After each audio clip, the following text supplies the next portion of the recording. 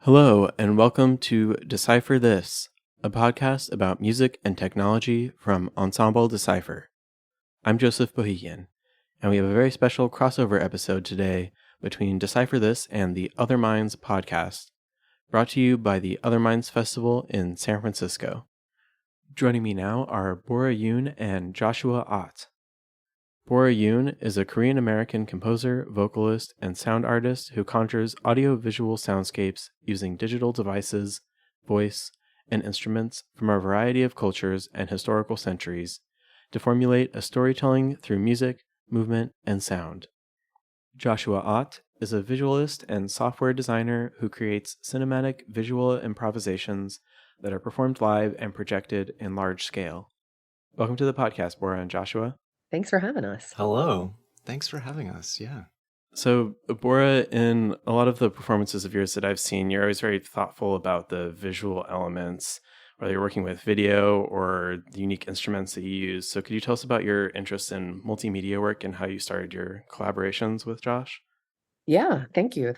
I guess when I compose music, I always envision it first, or to me, the visual element is very important, even from the conception. I usually have to kind of see the stage or see the piece in my mind before I start even making sounds about it or with it. And Joshue Ott's visuals are just the most beautiful thing that I have ever seen. I met Josh in 2006 at Share, actually. It was a really wonderful audiovisual night in New York that was kind of at a dive bar, and everyone just could plug into the AV system. So people who had interesting sounds could plug in and play those, and people who had interesting visuals would plug in their VGA or HDMI at the time, or whatever it was then. It was VGA. It was VGA. Bring it back to the VGA. And I just remember seeing all sorts of different expressions of kind of what was happening in the New York community at the time. And I had seen Josh's visuals that were really fluid and generative, and it was like nothing I had seen before. So elegant. And I immediately was like, who makes that? And I went and found him and was like, hi, we should hang out. Or like, I'd love to know more about how you make that. And I think what's beautiful about where SuperDraw has gotten to now is that it's not just a visual component, it actually has become audiovisual, which is super exciting. And I'll let Josh talk about that.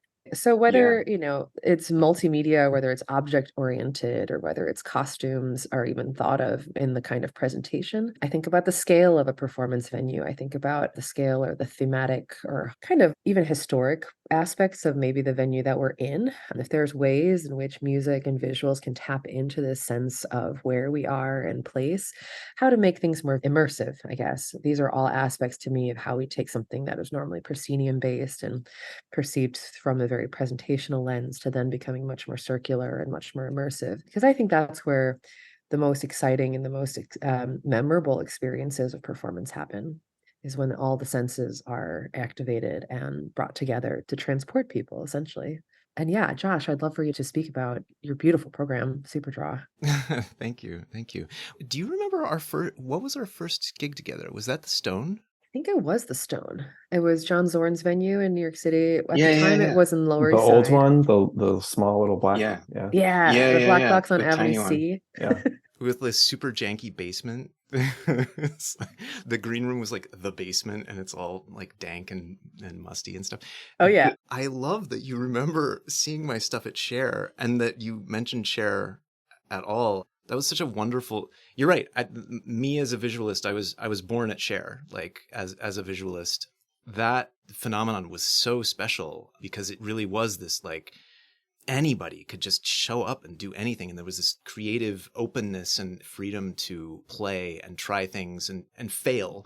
I didn't feel pressure to make something perfect, and so I went there. I think Morgan Packard was the one who dragged me there the first time. And it was just so inspiring to see everybody trying things and failing and sounding bad and not being afraid to do that and looking bad and not being afraid to do that. And just keep going and keep trying stuff. And everybody had all these different controllers and stuff. And so I was really inspired by that. And I'll try to give like a really brief history. SuperDraw started, I was inspired by Share. I was working as a Flash developer, and Adobe had just released new tools in Flash that allowed you to draw lines, which, believe it or not, was a big deal. Like, you could actually give points to the system and have it like make a little line there and control the thickness. And I had been experimenting with that, and I decided I wanted to try something at Share, and I showed up with a little test program that drew lines and started messing with it. And I loved the way it wasn't really anything like anything I was seeing, but it had sort of an expressive quality to it. And so I started building on that. And so SuperDraw was always a line drawing tool. And I think by the time you saw it, it was probably a bit more advanced, where I had different looks and things I could turn up and turn down. And I just became obsessed with making a visual instrument.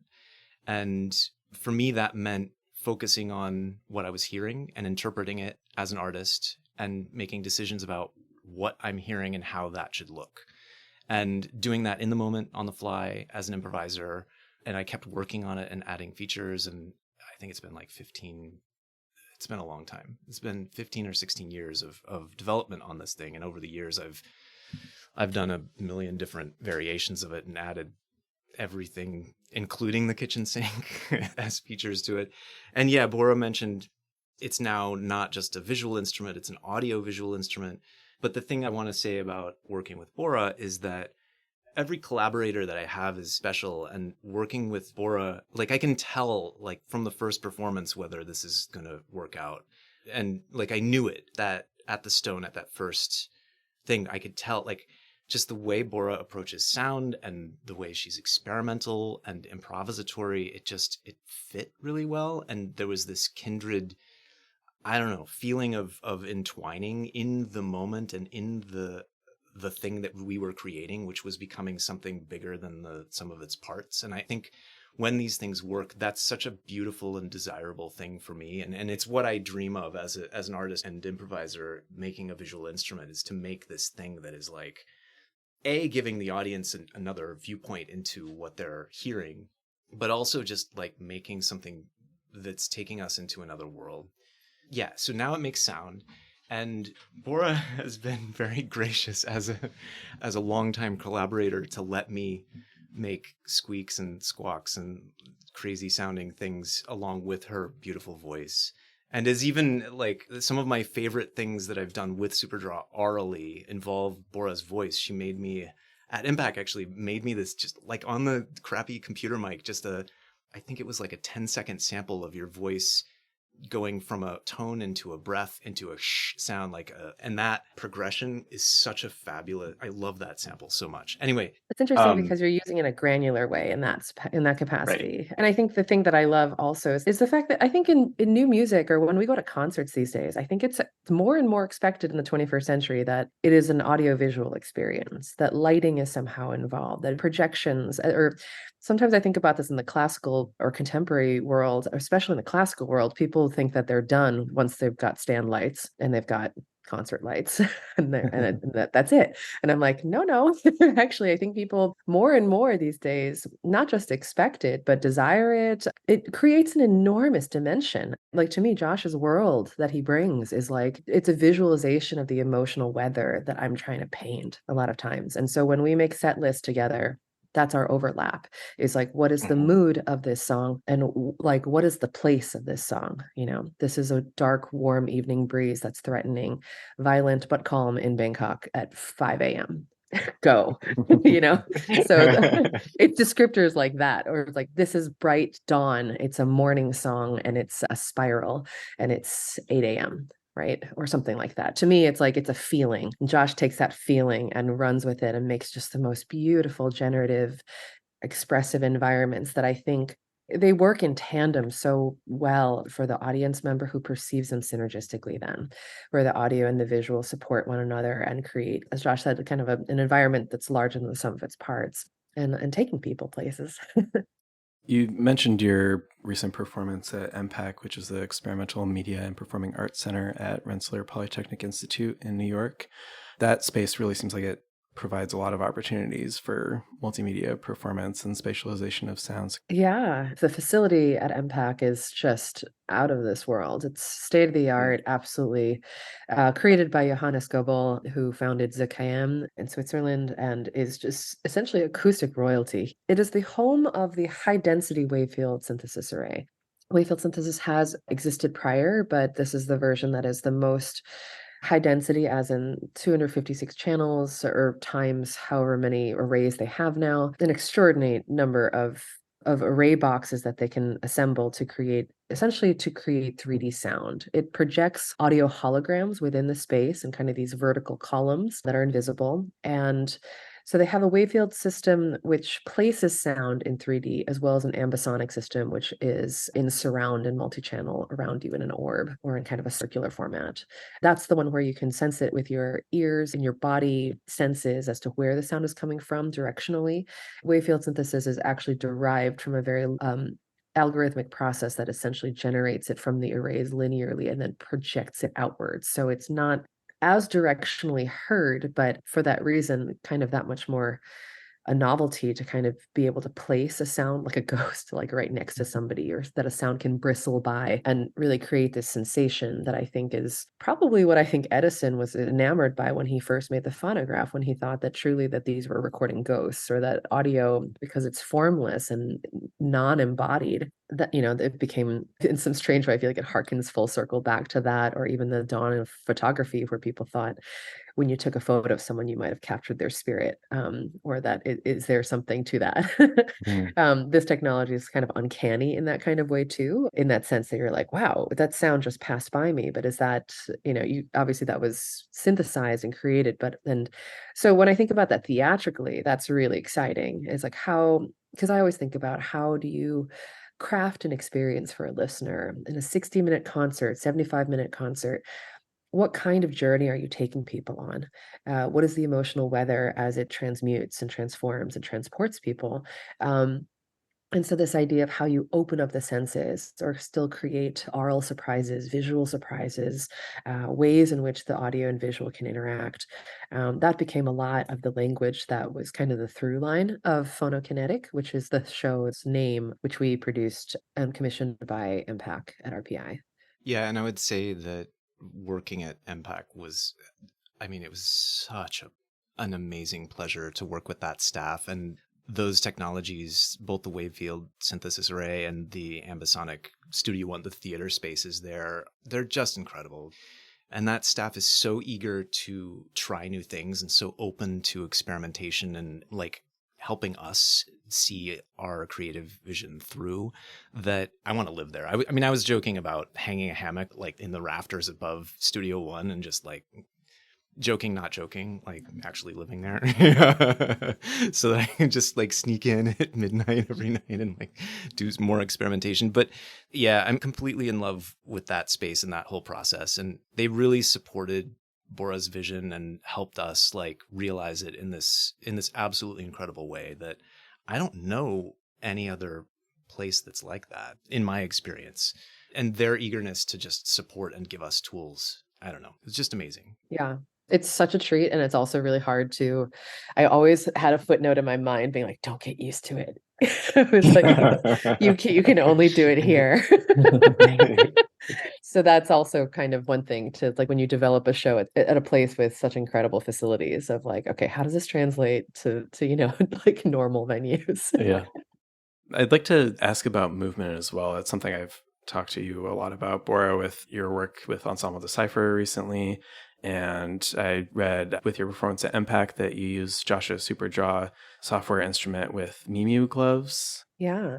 I think to me, the impetus that started Kinetic was this idea of, well, actually, Kinetic is a generative title from the initial kind of petri dish that I grow a lot of my works called phonation. Phonation means the utterance of sound into language.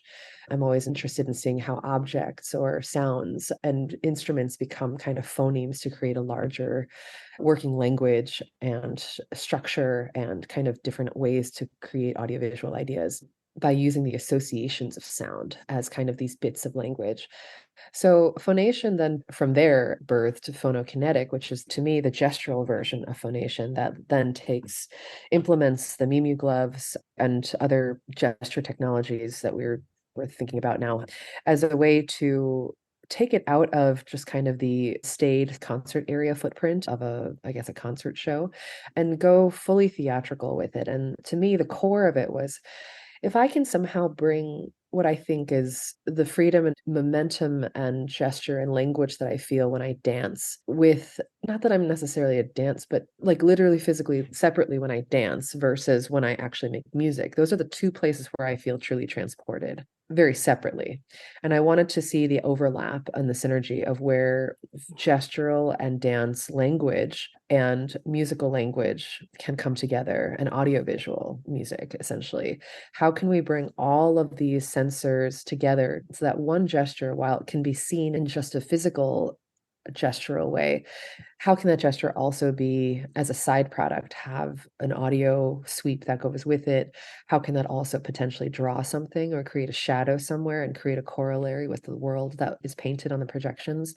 So it's about how to bring all three of those realms together within this kind of slow Butoh language in some ways, but sometimes it's about conducting/conduction is the way I think about it. Is this like, how does the body become a conductive medium then between all of these worlds, from the audio, from the visual, as well as the gestural and kind of 3D space? So it really is the start of a new language, and I'm really excited about it. It's definitely the brink of my performance research right now, and I look forward to developing it further. I think it's really exciting where things are. And I know that Josh and I have spoken a lot about, potential other technologies in which the sensors may be more expressive or more embedded in a way that's more natural. So I think we're still fine-tuning it. We're still tweaking as to like whether it's truly hands or whether it should be elbows and wrists, or like whether it needs to be so finely articulated versus actually a larger spatial gesture. Yeah. The thing I wanted to say is that supporting these ideas from Bora and making movement and that kind of interaction part of the performative aspect and how things are generated, it fits into sort of my core design principles around what SuperDraw actually is. And working with Bora, I completely gave up on considering my output as a screen. I now consider the thing that SuperDraw outputs as a completely separate space. It's a three-dimensional liminal space that exists in some other dimension that we're not, you can show it on a screen, or you could show it on a phone, or you could do it in AR, or you could show it on some stage lights. And the reason I mention that is that abstraction, that concept enables me to, as the sort of designer of this tool, to use any kind of input and any kind of output, really. And so the Mimu gloves became this way that we could access the sort of three-dimensionality of this liminal space, of this, which Bora was creating, and I'm trying to fit these things into. And yeah, it's three-dimensional. It's outside of what any of us understand, and how we choose to represent it is part of the creative choice, but also how we choose to manipulate it is also part of the creative choice. So beyond Mimu gloves, there's AR and phones and that sort of thing, but there's also, VR controllers and maybe just movement across the stage. And the nice thing was being able to try all these things and seeing what works best and seeing what gives us the most amount of control creatively for what we needed to do to support the piece. Let's listen now to an excerpt of Clock Sequence from Bora Yoon's Kinetic, performed live at MPAC in March 2023. The bodies we live in shape the worlds we experience. The bodies we live in sculpt and shape. The bodies we live in shape the worlds we experience. The worlds that we experience.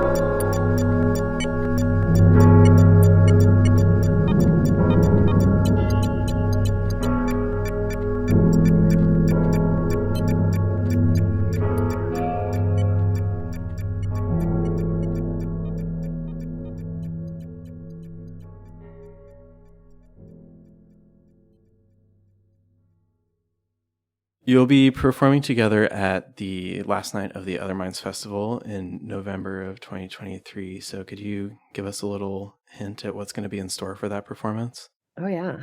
I think what's exciting about having done Kinetic and having done Phonation with Josh for many years, it will be a kind of a hybrid featuring the audiovisual version of Superdraw in collaboration with the sonic world and gestural kind of sound object theater world that is my stage setup.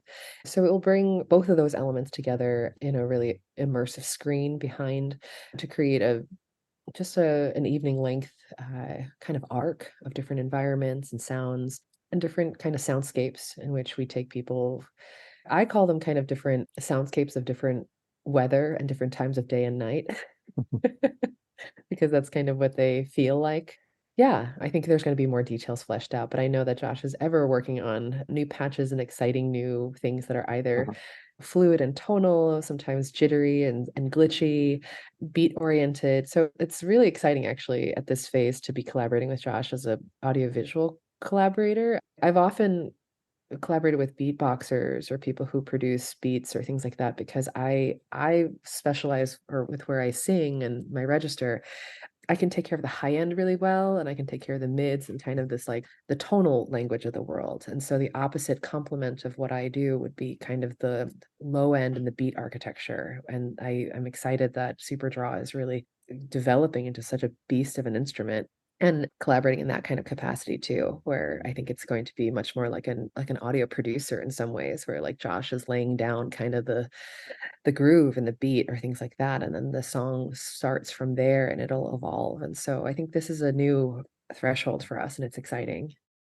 Yeah, I'm totally psyched about working with you in this way, Bora. Like, I think some of the things we worked on at MPAC and some of the sketches that we were doing, we would do these little jam sessions together where I would put something big on the screen that then Bora kind of jammed on top of to create really kind of incredible things that I absolutely cannot do with this instrument. And the interesting thing for me is, like, I've been through this entire journey of learning audio synthesis programming from scratch as a just sort of crazy, in a crazy mad scientist way. Like, I'm not trained in any way. I'm just kind of picking it up as I go and trying things and sometimes attempting things that I probably should not have.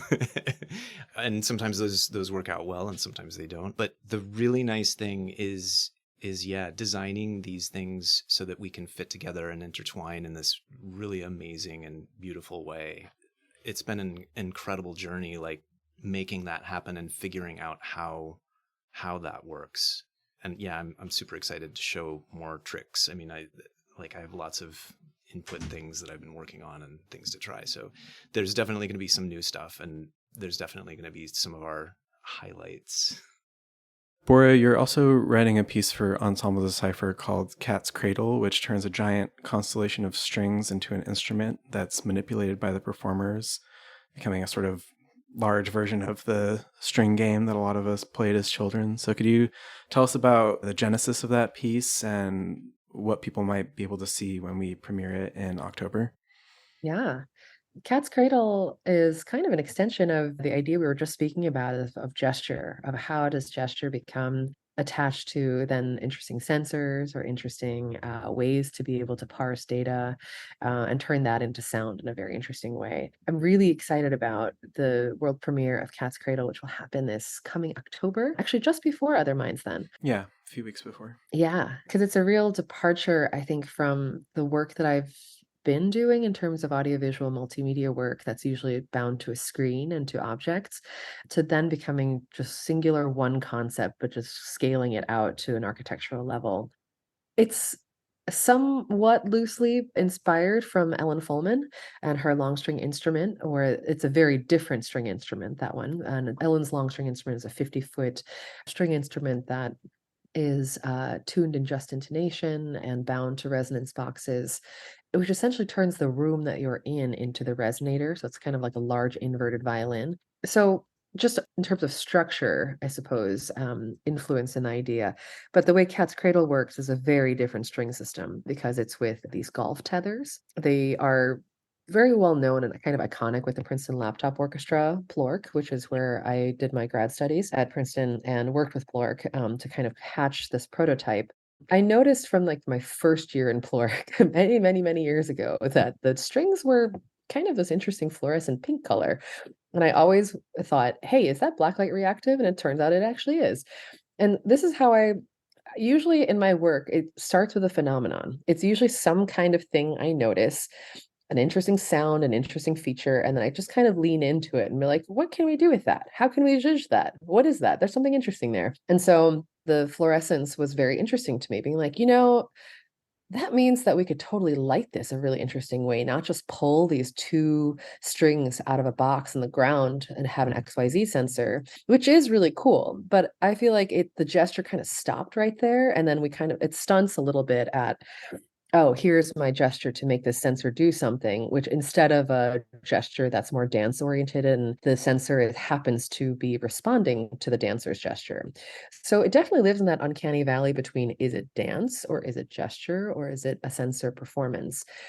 So the Cat's Cradle has 6 of these boxes, 5 in an arc and 1 in the back, which then get pulled up in their fluorescent strings, carried on by the fluorescent strings of the same color to a singular point up on top. And so when you walk into the venue, you're just going to see this glowing orange pink structure, which then the 6 players and performers of Ensemble Decipher slowly start to activate with kind of oscillating gestures, pushing the strings out and in, making the structure kind of breathe or becoming kind of an anthropomorphic structure that seems to have a life or seems to have a breathing and homeostasis kind of relationship with space.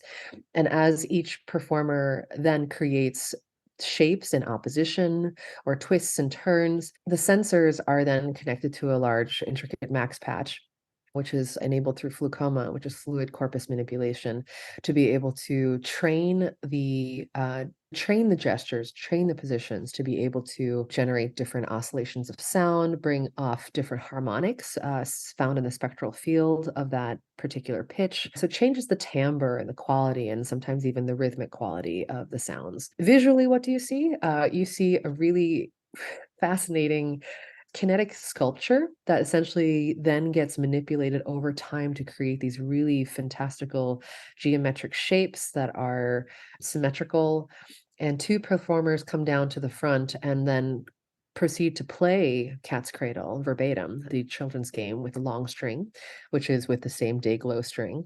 And these X's and triangles and geometric shapes that are made within the hands of Cat's Cradle then are echoed in the kinetic structure behind. So it becomes kind of this Michel Gondry logic of cause and effect as to whether these 2 performers are actually attenuating the strings behind or whether the theatrical mind from the audience's perspective puts these 2 images together to see them as cause and effect, which is kind of the sleight of hand or trick of the eye that we're doing from like a theater directorial standpoint.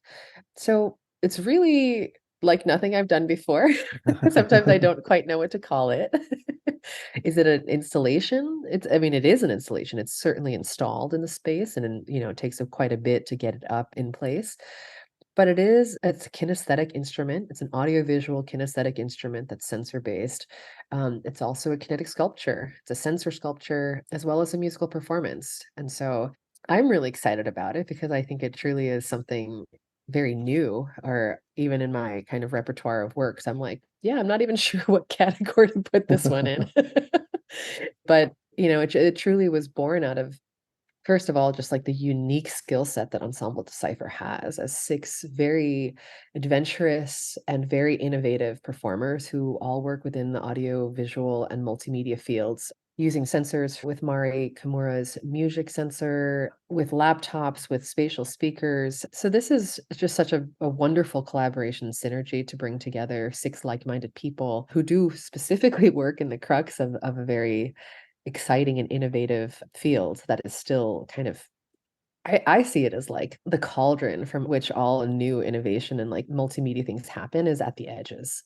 But when you push something to the edge of its field and where they touch on each other, I feel like that's where you get really interesting manifestations of interdisciplinary things. And I'm just so grateful that Ensemble Decipher is game, is keen, and is really just like the perfect ensemble to set this for. And we are very grateful for the support of Harvard Music and the Frum Foundation and the Barlow Endowment with Brigham Young University, who has helped make this a possibility and make this possible. So yeah, how do you feel about it, Joe? You're in the piece. Yeah, I mean, we're very excited to be able to do things that are interesting to look at and to be able to move around. When we started out, we were typing on our laptops in the dark and nobody knew what we were doing. The kind of like, maybe they're checking their email kind of piece. So we're very excited to be moving around and interacting with each other in physical space. So that's why we were super excited to be working with you on this piece. Yeah, it kind of turns you guys into like 6 different players. I know you guys have collaborated before too, but in a way it's actually like I don't want to say synchronized swimming, but like it's like it kind of is like synchronized swimming, though. It's like synchronized something. But yeah, we're like all 6 of you are agents of a lot, and so everyone has a very, very astute understanding of kind of how this looks like from afar, because it's all in symmetry. And I'm glad that you brought up that point about, tapping on the laptops and things like that, because even in my time at Plork, that was actually how I first started working with Jeff Snyder and Plork. I remember he actually brought me on to be like, hey, could you think about the visual aspect of Plork? Because I understand that in a group like that, like it is 95% coding power, right? And like it is all coding and technical execution, and literally time just runs out. People don't think about how it looks at the end of the day. And so he's like, could you just be the visual eye on this? And so I started to help, and not that I'm a theater director, but it was just more like, I love multimedia weird stuff. And I do think it's sad when it starts to go into this valley where no one knows what you're doing on stage, or no one knows what is exactly happening. And so it's like, yeah, I'm sure just with lighting, you can focus things, and also like where people should look. Maybe this chair should be in a profile that show off the brain sensors, or maybe we should put bits of glow tape on the brain sensor bits so that people see that there's something on their heads, right? Instead of just guessing that there is something. So it's small things like that where it's like, I guess I bring kind of this old school theater background into my audiovisual work, just because it's just so, just as we started this podcast, like I do think of things visually from the get-go. And to me, it's what makes something memorable.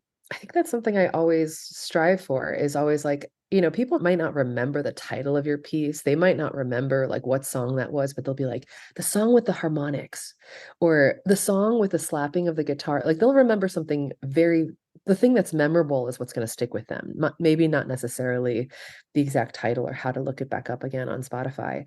And so I'm always like, how can we make something that is literally very memorable and physical? And I was thinking about, what is Ensemble Decipher's current language, and what could be added to their canon in a way that also shows off their physicality as an ensemble, as like to me, it's like a flock formation. It's like, I see you guys as like, it's almost like, yeah, having birds in a chevron, where I'm like, okay, it's like everyone is in formation, and everyone is aware of kind of their spatial awareness with each other and spatial relationship to create kind of these larger shapes and really interesting spectral sonic moments too, as a result from these gestures moving.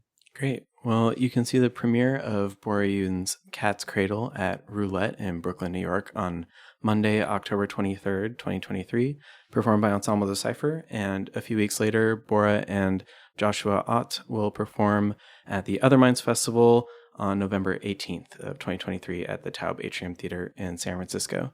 So thank you so much to Bora and Josh for joining me today. Thank you, guys. Thanks, Joey. This has been great. Thank you for listening to today's episode of Decipher This. Special thanks to Bora and Joshua for joining me today. Today's episode was hosted, edited, and produced by me, Joey Bohigian. Until next time.